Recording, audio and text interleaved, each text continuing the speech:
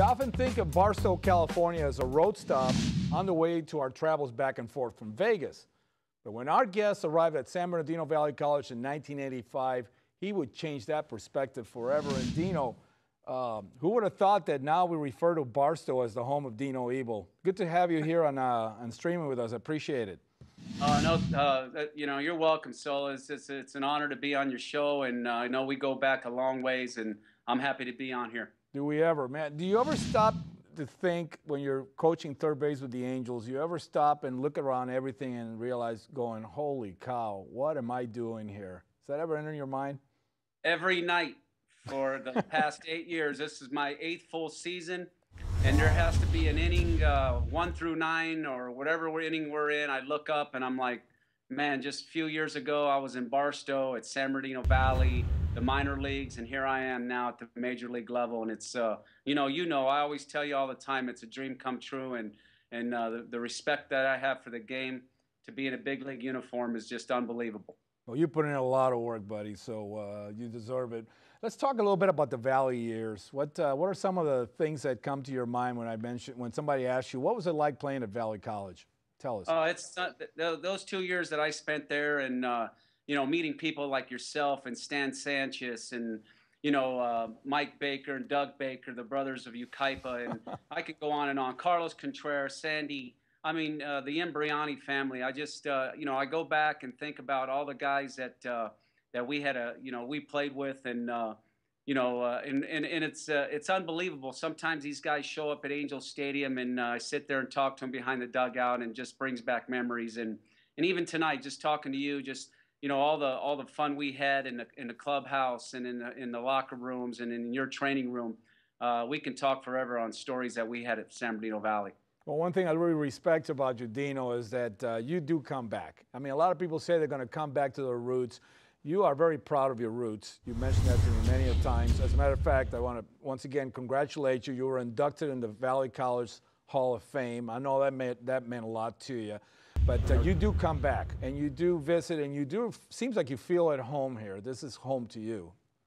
Absolutely, and I tell everybody, wherever I'm at in this country and wherever I'm at in a big league uniform, and I tell them that I went 2 years at San Bernardino Valley, and that's where I learned how to play the game under Stan Sanchez. And you being the trainer there, and you're still there, and when we had some little scrapes and bruises, you just patched us up and got out there, and we played 9 innings. So that's what I'm proud of, is I can put on that uniform on every day, and that's what I try to tell all our players now is, nobody's going to play 100% in this game, and when you're beat up and you're scratched up, you can still go out there and try to help your team win. And that's what I was taught through you and through Stan Sanchez playing at San Bernardino Valley.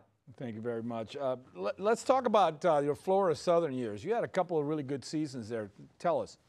Absolutely. It was, I went there for 2 years. We won the national championship in 1988. That's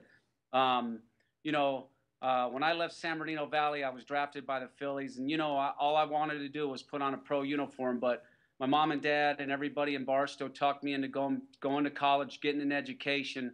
And I had a chance to win a national championship, something that I'll never forget. And, it's always, and it came from San Bernardino Valley. I played at Barstow High School, wasn't drafted, never got a full ride scholarship anywhere. And I tell kids to this day that, forget your egos. Don't go to a big school and you're going to redshirt and sit the bench for, 3 years. Go to San Bernardino Valley College. You play there for a year, 2 years. You can get drafted. You can get to a major college, and and my career today has started at San Bernardino Valley. So I see a couple of guys sometimes on the road from Florida Southern, but those are the good days. San Bernardino Valley, Florida Southern. We went to the finals when I was at Valley. We won a national championship at Florida Southern. So those are 2 memories that I'll never forget. Wow. Now, you went on, a lot of people know this, but a lot of people don't, that you were originally a Dodger. You went with the Dodger organization. And when you say Dodgers, I must ask you if you can tell us what it was like to interact with Tommy Lasorda. Oh, my God. That's, he treated me like his son. He, I was with the organization 17 years. And to this day, I call him every Christmas. I see him throughout the season. He comes in at Angel Stadium. He comes and says hello to, myself, Mike Sosha, Alfredo Griffin, and when we had Mickey Hatcher here, Ron Renicky. I mean, that's a man that's he's an idol of mine. He's well known around this world, and to this day, there's many lessons that he taught me, especially managing in the minor leagues. 9 years in the minor leagues, and I owe him a lot of credit to my success today. Tell us the things that people, and we discussed this before, but tell us the things that people don't understand or don't know about the preparation that you as a coach put in before a major league game. Please expand on this for us. Yep, we're there at the park every day at 12:30, 1 o'clock, and the advance reports come in. We go over them as a staff. We go over them with our players, the pitching, whoever's pitching that night. I'm in charge of the outfielders, so I get all the outfielders together, 10 minutes, 15 minutes before we take the field, and Mike trusts me. I'm talking about Mike Sosha, the manager, trusts me where to position our outfielders, who's pitching, and depending on who's in that lineup, the infielders go over it with Alfredo Griffin. The pitchers are in the video room with Mike Butcher looking over the offensive guys. So it's a grind. It's a routine that we go through for 162 games. We don't miss a day. Before each series, when we play a different team, we meet with our advanced scouts, our general manager, our assistant general manager, all the major league coaches, the minor league farm director. We're all in one room, and all we do is talk baseball and the team that we're playing, getting the information for those series. So our day starts at 12:31 in the afternoon, and it ends at 11:30 at night when the game's over. I'd be remiss if I did not ask you what it's like to coach Mike Trout. He's one of your outfielders. You're the outfield coach. What makes Mike Trout so great, Dino? He's a down-to-earth, humbled kid. His mom and dad are both school teachers. This guy, it's an honor to be on the same team with this guy. He's probably going to go down as one of the best players that ever put on a uniform. He's 22 years old. He comes every day ready to play. He's well educated on the field, off the field.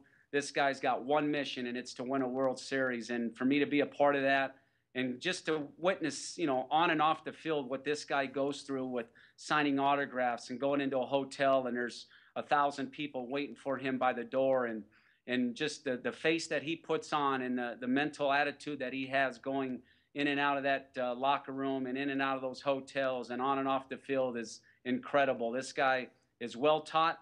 Well, his high school coach taught him the right way how to play the game, his dad, his mom, and now he's with us. And this guy, it's an honor. And him and Albert Pujols in the same locker room is something that is unbelievable, because both these guys are going to go down as Hall of Famers. You know what, and I echo what you were saying. I had the honor of meeting both of them, and I couldn't agree with you more. They're just incredible. They're better persons than, as good of players as they are. Yep. When you deal with, at that level, obviously there's a lot of egos that you deal with in professional baseball. What has made you so successful in dealing with this? What it has to be a little difficult. What is your philosophy in dealing with these athletes? I think the biggest thing is the communication and treating people the way I like to be treated. I've always been taught that through my grounds in Barstow with my mom and dad. The way I like to be treated is the way I treat people. You don't embarrass people. If you got to, especially on the field, the cameras are on us. We got 15 cameras in the dugout. They're trying to catch every little thing that we're doing or the players doing, and we get after it. If something goes wrong on the field, you keep that face that I know. Just remember, I always remembered if I made a mistake on the field, my eyes went to the managers and coaches, and for them to look at us, and we don't show that emotion, and we show that confidence, and hey, it's okay. In this game, you're going to make mistakes, and then you talk to them afterwards. I think that's where you get the respect through the players, just communicating with them and having fun with them, and knowing that you have their back when something goes wrong. This last season had high expectations. Obviously, it didn't turn out like you expected it to. Personally, I think, your pitching, obviously it's going to be something that's going to be addressed in the offseason. Generally speaking, what does the future of the Angel looks like to you? Oh, it's gonna be bright. We got one of the best owners in baseball, and he's not shy about spending a lot of money to put a championship caliber team on the field. But once this year, last year, we went through some struggles. This year was with our pitching staff early, our bullpen. Then we got some injuries with Weaver and Vargas and Hansen, and Blanton didn't have the year that we suspected it to have. And, we lost Albert. So we traded Cayasco. Yeah. We traded Downs. So, you know what? It's the season's over. We just got to turn the page. This offseason, our front office staff, our owner, our manager are all going to get together and try to put the pieces together to lead this organization back to the top. What does your future look like, Dino? What are the things that you'd like to accomplish, let's say, in the next 5 to 10 years? Where do you see yourself? For me personally, I think my next step is being a bench coach, under Mike Socha at the major league level. And then, there's no secret about it. My goal is to manage in the major leagues. I'm taking this opportunity this winter. I'm going back to the Dominican Republic. I'm going to go manage in San Pedro de Macorís. And I did it 10 years ago. I managed 9 years in the minor leagues. I just want to go down there, stay sharp. And if the opportunity arises here at the major league level, again, for me, it's my personal goals as bench coach, managing. But if those two things never happen, I am living the dream job of my life. And if I'm the third base coach for the Angels for another 15 to 20 years and we win some World Series, I will be one happy man. Amen to that, Dino. Dino, I wanted to ask you, I know you played more than just baseball in high school. I know you love basketball. I know and you jumped to several of our basketball games here. You watched our games on television and all that. How do you feel about the fact that KVCR is broadcasting these basketball sporting events and different events here at the college?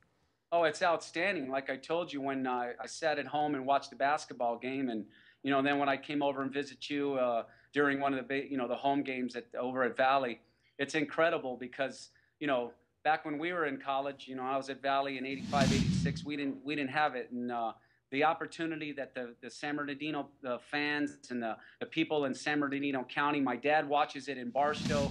I mean, it's a great thing to have. You get people watching, following sports, and I love it. I think it's outstanding, and I'm so happy that your company and the studios are doing this live for the county of San Bernardino. It's an awesome thing. Okay, before I let you go, I always gotta play this super stream, and I always give you like 3 words, expand on it. As soon as I mention it to you, first one, San Bernardino Valley College. Baseball, #1 all the way. Barstow. Barstow High Aztec football. They're good in football, and I hope they take it this year. The Angels. Angels, World Series champions next year. Dino, I really appreciate you coming over. I hope we make a habit of seeing you here.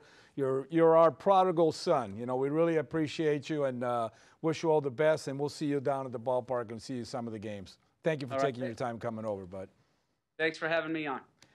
Dino Ebel, SBBC's very own Hall of Famer and now the current third base coach of the Angels. And Barstow will never be the same. I'm Mike Sola. Thank you for streaming with us. See you at the ballpark.